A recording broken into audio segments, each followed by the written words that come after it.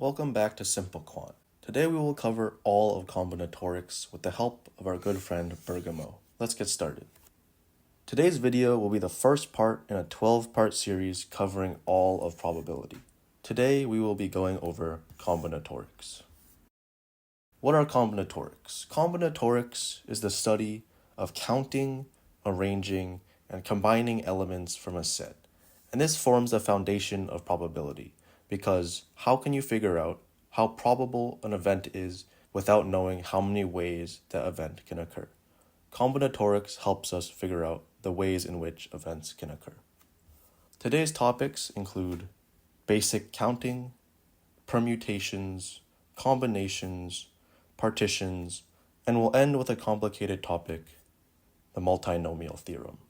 Overall, this will give a comprehensive overview of all of combinatorics.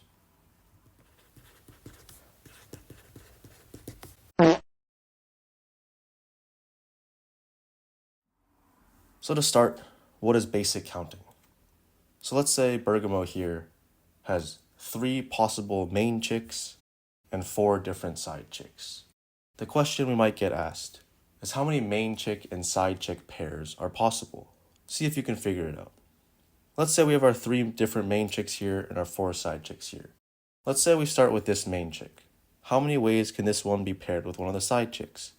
Well, you can be paired with the blue one, it can be paired with the pink one, it can be paired with the green one, or it can be paired with the gray one. This gives us 4 possibilities. This gives us 4 possible pairs starting with the blue main chick.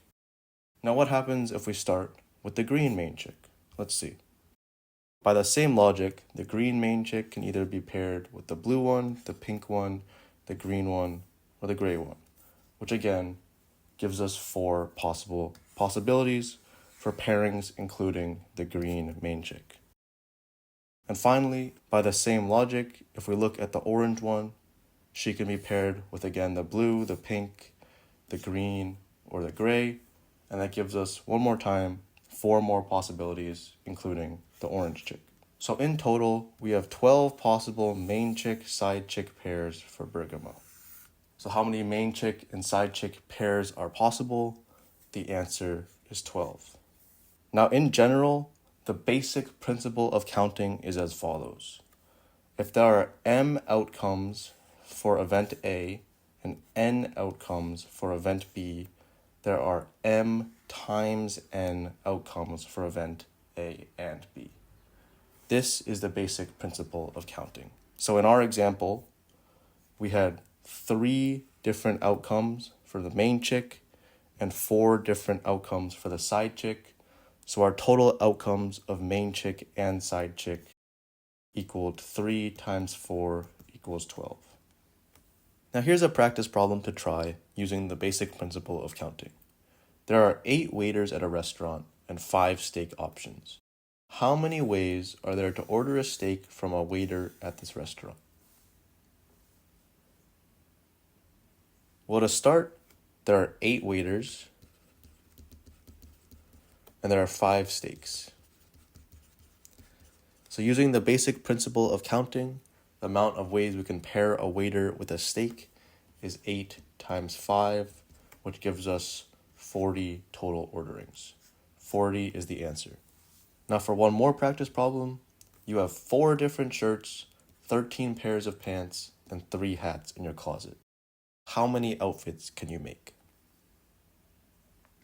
This problem again uses the basic principle of counting, and the total number of outfits we can make is 4 times 13 times 3, which gives us a total of 156. So from there, we've now covered our first topic, basic counting, and we'll start with permutations next. So permutations. What is a permutation? A permutation is a way in which a set of things can be ordered. The main word here is being ordered. So for example, let's say we have Bergamo again with his chosen main chick and side chick. Let's consider this one ordering. Bergamo's in front, green dumpling is in the middle, and pink egg roll is at the end. A different permutation could be the green dumpling in front, Bergamo in the middle, and the pink egg roll at the end. Or for a third example of a permutation, we could have something like this. The main distinction with the permutation is even if there's the same group of people or objects being chosen each time, if they are ordered differently, that means they are a different permutation. So let's look at a practice problem. So how many ways are there to order these 4 people? Well, to start, let's give 4 different slots as ways that we can order them. So we'd have the first person, the second person, the third person, and the fourth person. So for this first slot, we can actually choose any one of these 4 people to be first. So that gives us 4 possible options for the first slot. Now for the second slot, there's only 3 people left after we chose that first one. So there's only 3 more options for people we can put in the second slot. And by the same logic, once we get to the third slot, there's only 2 people left to put in the third slot. And finally, we only have 1 more choice of who we can put in the last slot if the other 3 have already been chosen. So there's only 1 left here. Then, using the basic principle of counting that we discovered in part 1, we realize that we have 4 possibilities for first place, 3 for second place, 2 for third, and 1 for fourth, which gives us a total of 4 times 3 times 2 times 1 total possibilities of ordering these 4 people, which is 24. So our final definition for permutations is if we have n objects, there are n times n minus 1 times n minus 2 all the way down to 1 different permutations. So if you look back at this problem, we get 4 times 4 minus 1 times 4 minus 2 all the way down to 1. That's how many permutations we had. So by formal definition, the number of permutations is this product right here, and that is called n factorial. This symbol means factorial. So what does a factorial mean? It just means you start at n and multiply by each number, decreasing by 1 until you get to 1. So some facts about factorials. For example, 3 factorial is 3 times 2 times 1. 7 factorial is 7 times 6 times 5 times 4 all the way to 1. And then you can also treat 7 factorial as 7 times 6 factorial. And finally, just as a definition of factorials, 0 factorial equals 1. So now let's try some permutation practice problems. How many batting orders are there for a 9-person baseball team? Well, we could treat this similarly to how we treated the ordering of our 4 friends. So in the first slot, there are 9 possibilities because there's 9 total people that we can put first. And then after we put the first person there, in the second slot, we only have 8 possibilities. And in the third slot, we only have 7. And so on until our last slot, we only have 1 more possibility.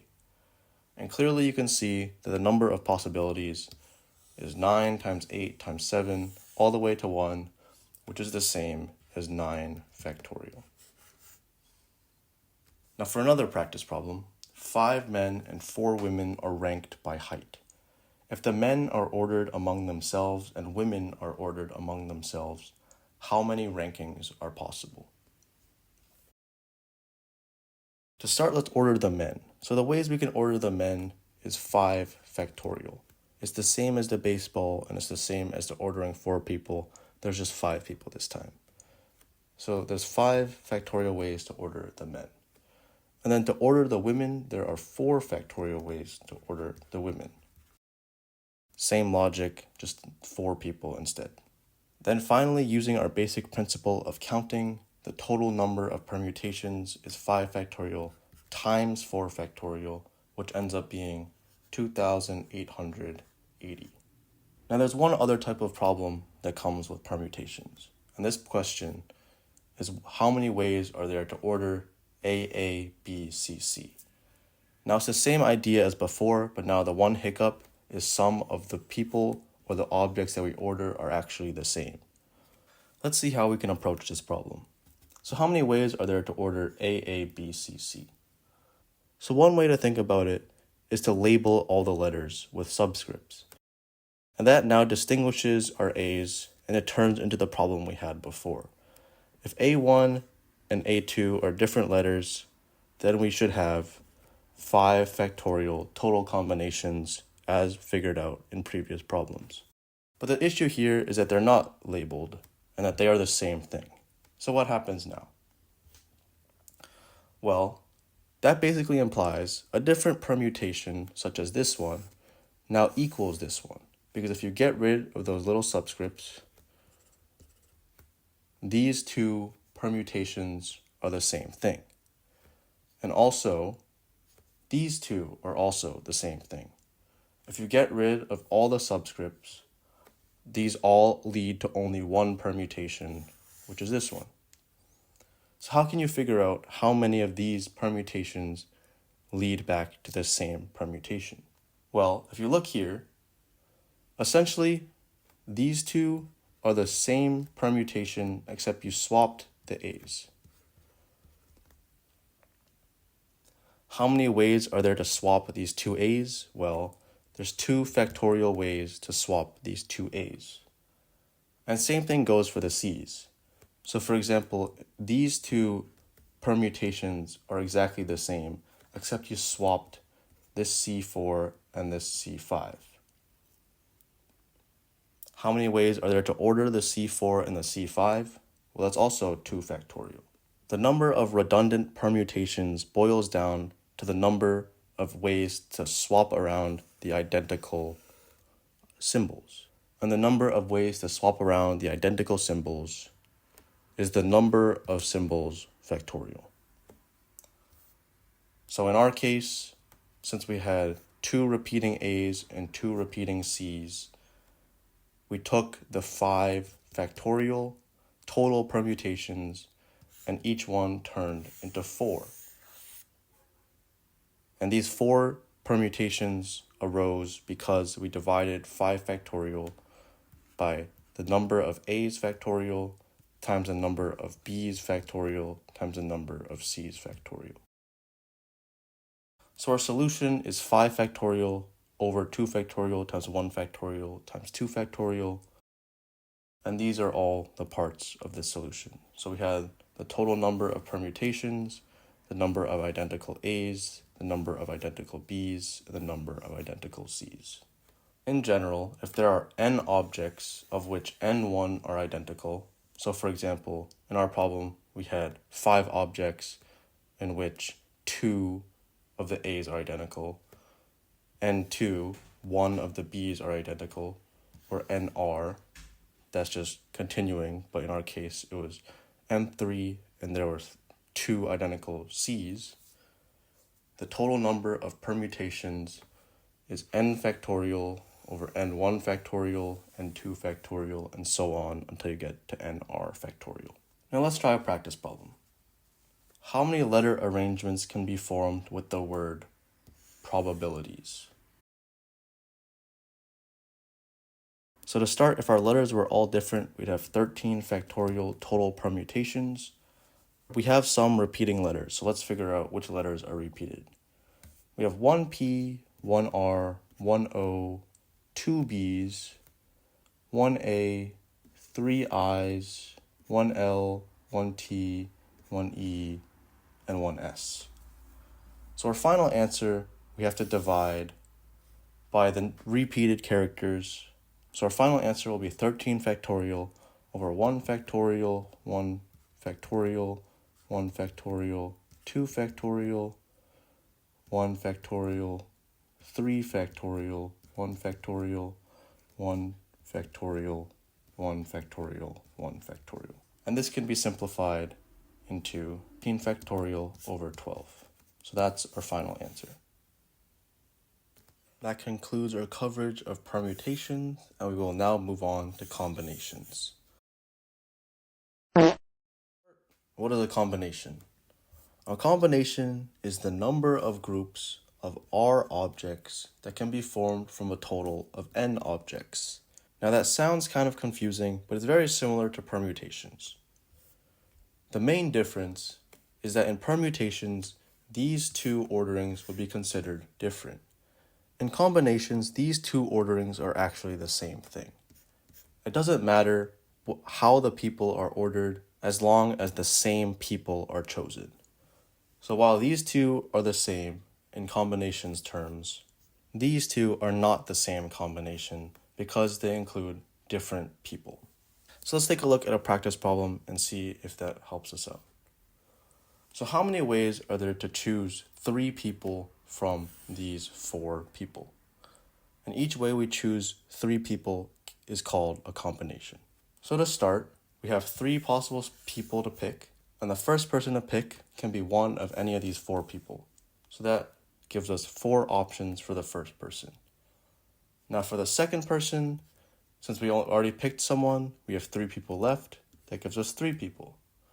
And finally, for the third person, we've already picked 2 people, so we only have 2 people left. So by permutation logic, that means we have 24 permutations of people to choose. But that's not including the duplicate combinations, because we could pick green dumpling first, bao bun second, and egg roll third, and that would count as a permutation.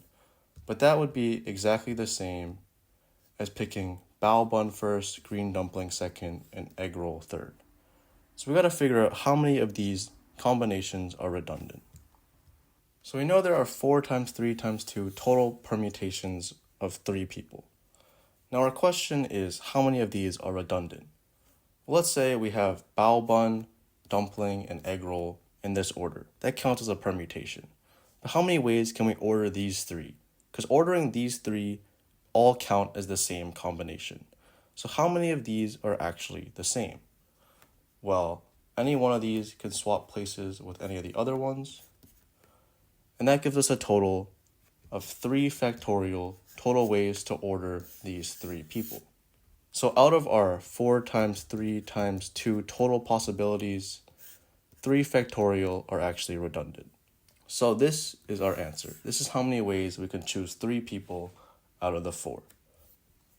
So in our example, we chose 4 times 3 times 2 over 3 factorial. And this equation holds in general as well.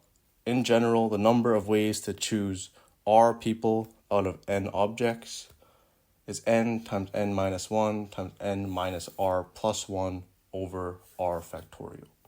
And then through a little bit of simplification, we can take that term and multiply by 1, which is this thing right here. And that simplifies to our general case for n choose r, which is n factorial over n minus r factorial over r factorial. So given n choose r, which is symbolized as this, choosing r objects out of n total objects, the total number of combinations to choose, if taken in groups of r, is n choose r equals n factorial over n minus r factorial times r factorial. And this is one of the most useful equations in all of probability. So as a practice problem, what is 100 choose 47? Simply using this equation, our solution should then be 100 factorial over 100 minus 47 factorial times 47 factorial. Now for another example, there are 6 fathers and 8 mothers in a school. How many different 2 father, 3 mother committees can be formed? So for this problem, we first choose a combination of fathers and then a combination of mothers. So for the fathers, we have 6 fathers and we're choosing 2. That's the combinations of fathers. And then for the mothers, we then have 8 choose 3, which is a combination of mothers. And then using the basic principle of counting, the total number of committees that we can form is 6 choose 2 times 8 choose 3. That concludes our overview of combinations. So we've now covered basic counting, permutations, and combinations, and we'll now move on to partitions. So what is a partition? A partition is dividing a set of elements into subsets. So basically, it's what it sounds like. You take a group of elements and you split them and you partition them into different groups. So for example, let's imagine that there are 8 different fish. Jiggle Bob is kind of fat, so he wants to eat 4 fish. Max and Reagan each are normal and they only eat 2 fish. Now our question is, how many ways can you group these 8 different fish into distinct groups of 4, 2, and 2? So how many ways are there to give Jigglebob 4 fish, Max 2 fish, and Reagan 2 fish? Well, here's one way to think about it. Let's label all of our fish A, B, C, D, E, F, G, H. Now each grouping of fish that we give to Jigglebob, Max, and Reagan can actually be listed as an 8-letter sequence. So for example, we could have A, B, C, D, E, F, G, H. Now that gives these 3 people each the amount of fish that they want, and it's an easy way to keep track of how many orderings we can have. So using this logic, the total number of permutations of fish that we can give away is the number of ways to order these 8 letters, which is 8 factorial total possibilities. The next thing we have to consider, though, is how many of these possibilities are redundant. Because again, if we have A, B, C, D, E, F, G, H, this is actually the same ordering as B, A, C, D, E, F, G, H, because Jigglebob still gets the same exact fish. So how can we count for those redundant possibilities? Well, it's similar to the previous problem we did ordering A, B, C, C. Basically, these 4 letters can be swapped around in 4 factorial different ways. And the same goes for these 2. They can be swapped around in 2 factorial, and these ones can be swapped around in 2 factorial different ways. So for each permutation, each of these 8 total possibilities, 4 times 2 factorial times 2 factorial possibilities are actually redundant. So our final answer to this question is actually 8 factorial over 4 factorial times 2 factorial times 2 factorial. So that's one type of partition problem. The second type of partition problem utilizes a method called stars and bars. So the stars and bars method is as follows. How many ways can you put 12 balls into these 3 bins? Well, one way to do this is to actually separate these balls with bars. And then say these 4 go to A, these 4 go to B, and these 4 go to C. Or for a different orientation, you might put the bar here and here. You have 2 balls go to A, 6 balls go to B, and 4 balls go to C. Now what this problem boils down to is actually the number of ways to order these 12 balls and 2 bars. So we actually have 14 total objects, and we have 14 slots to put all these objects. So now we have 14 slots for 14 different objects. Now how many ways can we separate these objects?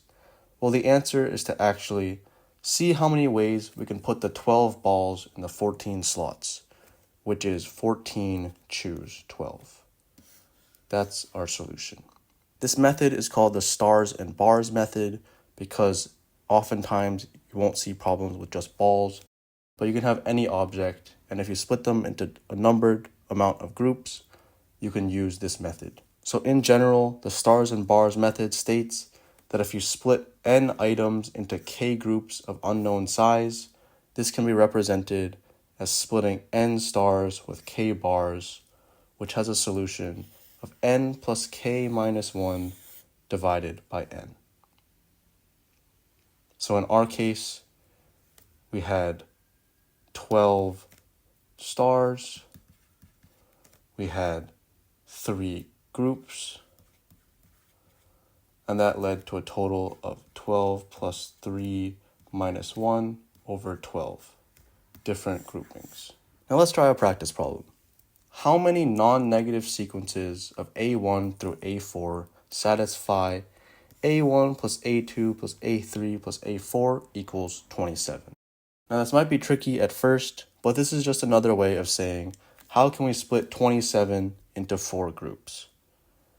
This is again stars and bars with 27 stars and 4 groups. So that gives us a final answer of 27 plus 4 minus 1 over 27. We've now successfully covered basic counting, permutations, combinations, and partitions, and we'll finish with a challenging topic, multinomial theorem. Before we get to the multinomial theorem, let's start with the binomial theorem, which is a slightly simplified version. So a binomial is defined as the polynomial of two terms raised to any n power. Now the goal of the binomial theorem is to find a general formula that can be used to write the expansion of any of these such binomials. Let's start by trying to figure out x plus y cubed. Let's see where that gets us. So first, let's look at something like this, where we have three different terms and all the variables are distinguished. So we have x1, y1, x2, y2, x3, and y3. When we multiply these three terms out, we end up with these 8 terms. x1, x2, x3, x1, x2, y3, and so on. Now we realize these 8 terms are actually the sum of all the ways that we can choose one variable from each of these 3 terms. Now let's see how that's useful. So if we figure out x plus y cubed, that's the same as what we just did, but removing all the subscripts.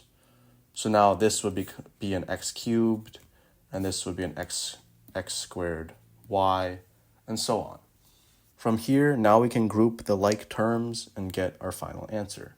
So we have one x cubed term, we have 3 x squared y terms, we have 3 xy squared terms, and 1 y cubed term. So our final answer is x cubed plus 3 x squared y plus 3 xy squared plus y cubed. So what's one thing we notice? We notice that each of these terms all are length 3. Before we simplify, we have 3 variables in each of these terms. The number of x squared y's is the same as the number of ways to put 2 x's in 3 slots. So there's actually 3 choose 2 x squared y's. And by the same logic, there's actually 3 choose 1 xy squareds, which is the number of ways you can put 1 x in 3 slots. And lastly, the x cubed is the same as 3 choose 3, which is how many ways can you put 3 x's in 3 slots, which is just 1. And the same with the y cubed. How many ways can you put 0 x's in 3 slots? That's also 1.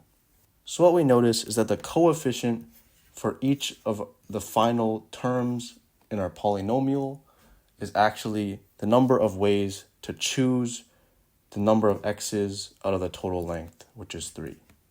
In general, the binomial theorem is defined as follows.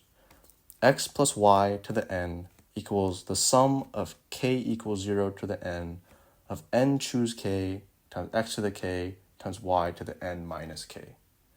So for example, if we had x plus y cubed is 3 choose 0 times y cubed, 3 choose 1 times xy squared, 3 choose 2 times x squared y, plus 3 choose 3 x cubed.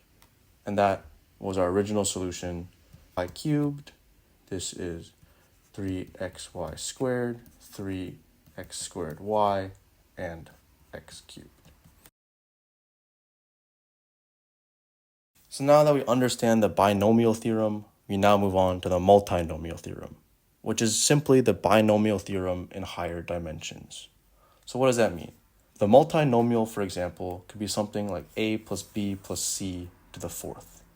There are just more than 2 terms in the parentheses now. What's a way that we can find a general formula for this type of problem? Well, to start, how many terms are in a plus b plus c to the 4th? Well, the number of terms is the number of ways that we can choose one variable from each of these 4 terms. And that ends up being 81. Because there are 3 variables we can choose from the first term, 3 from the second term, 3 from the third term, and 3 from the 4th term. And that gives us a total of 3 to the 4th, which equals 81.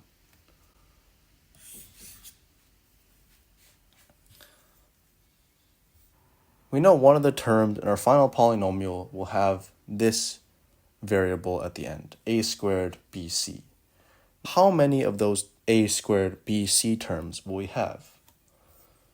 Well, if we look at the expansion right here, the number of a squared bc terms is actually the number of ways to choose two a's, a b, and a c from these four terms.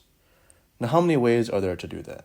Well, that's the same thing as saying, if we have 4 spots right here, how many ways can we split 4 spots into 2 A's, 1 B, and 1 C? This once again turns into the permutation problem we had, where we figured out how many ways we could write A, B, C, C. Or it's also the same as that problem we did where we split fish among Jiggle Bob, Max, and Reagan. What ends up happening is we have 4 factorial total options for organizing A's, B's, and C's in a row, such as A, B, A, C, or B, A, C, A, and all such permutations. There's 4 factorial of those. However, once again, we might end up with some duplicate permutations, such as A, B, A, C again. We want to figure out how many of them are redundant and not count those. The number of ways to split 4 spots into 2 A's, 1 B, and 1 C is actually 4 factorial over 2 factorial times 1 factorial times 1 factorial. So the coefficient term that goes in front of this is actually this term right here. And if we continue that for all of these terms, we'll end up with this as our final polynomial. As you can see, if we add together all these coefficients, the total is 81, which is the number of 4 sequence terms we had figured out initially.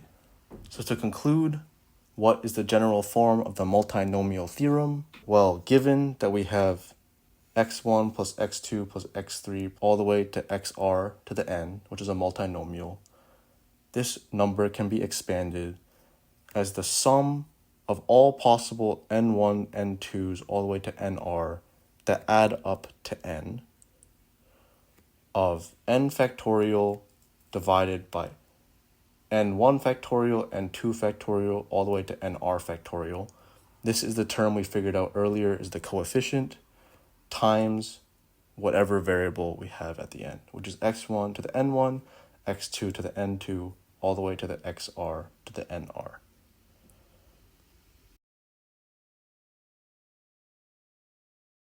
So now, having covered multinomial theorem, one of the hardest topics in all of combinatorics, that concludes our full overview of combinatorics. I hope you enjoyed. Please leave any comments below if you have any questions. I'll be sure to answer them. Thank you so much for watching, and if you want more videos like this in the future, please consider subscribing. Thank you very much.